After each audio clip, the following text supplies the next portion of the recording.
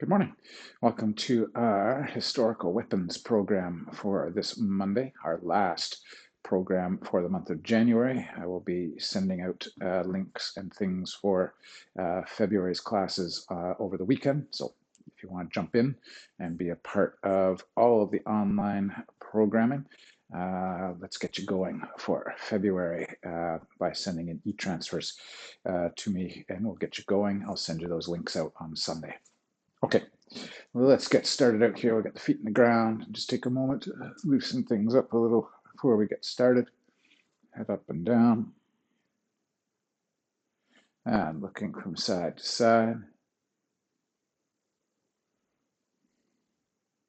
And ear from shoulder to shoulder. And a couple of half circles in the front. The shoulders are going to go back.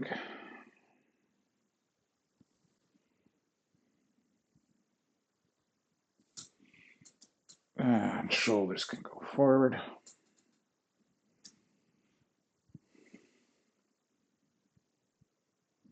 And arms can circle out.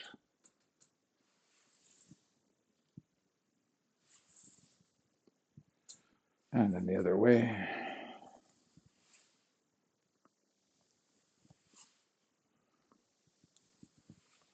We'll reach and lean on one side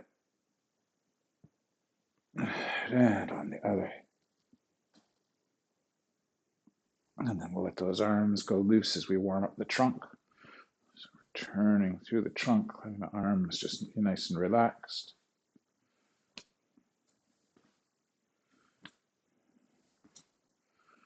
Good, shoulder stretch. Come across and a pull. And same on the other side.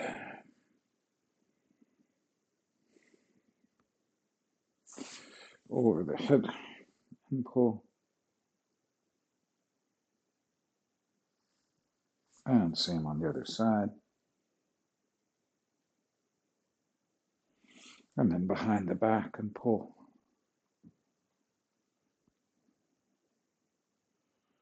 And same on the other arm. Good. Shake it out. And rolling the hips around one way. And around the other. One more time, the first way. And the second. Good. Shake it all out. Just before we jump in with weapons work today, we've got a couple of places inside this set where we work on one of the more difficult leg postures that come in a lot of traditional martial arts. And that's that hook stance posture. And what we really want to watch out for is taking care of our knees. So when we're working these postures, it's a way of turning out one leg with the idea of allowing the pelvis to try to turn as well, so that we're kind of bearing the weight down through the leg as opposed to pushing knees forward, or a lot of the time we'll kind of drive forward inside of that. We really want to think about twisting to come down. So in the set, when we're kind of stepping out, we want to, as we wait, we don't want to go forward necessarily. We want to kind of twist in and down. It's more about sitting down into the legs than it is about coming forward into that front leg and stressing the inside of the knee. So just something to think about when you're working on that. A good exercise for this, a fairly simple one to work on, is to wait, touch the toe, squat inside the legs a little. Step out, wait, touch the ball of the foot, squat in. Notice I'm not going forward.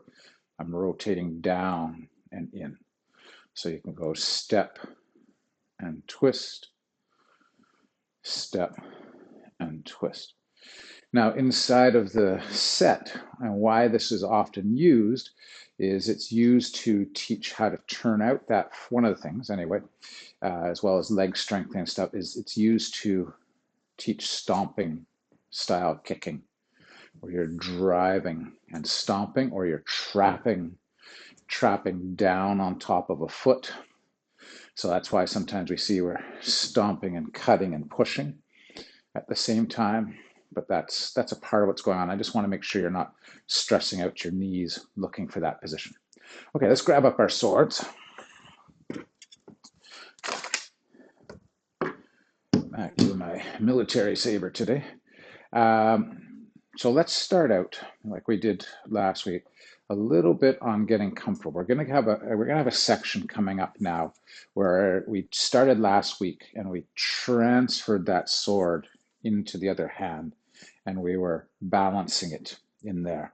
So we want to get a feeling that we can balance the sword in that crook of the arm, and we could lift and pull up and down.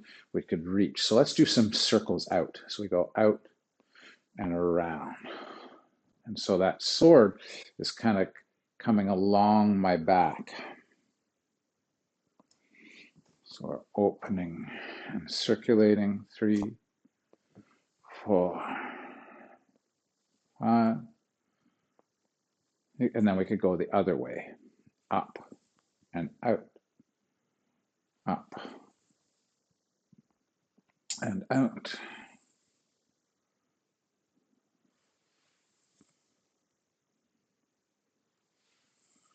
Nice. So at the beginning of the set, we have this with our roll and come in. And now we're going to have a new section where we're going to be cradling that sword in the forearm as well. Okay, so let's go to our transfer. So we've got our sandwich.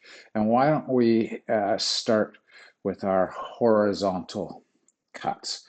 So we've got that nice sense of bracing on the arm. We want to be able to balance the sword there. We want to be able to shift and transfer to the palm and the edge of the hand, so we can push out to open, and then we're going to close and push out again. 1, 2, and you can shift from leg to leg. 3,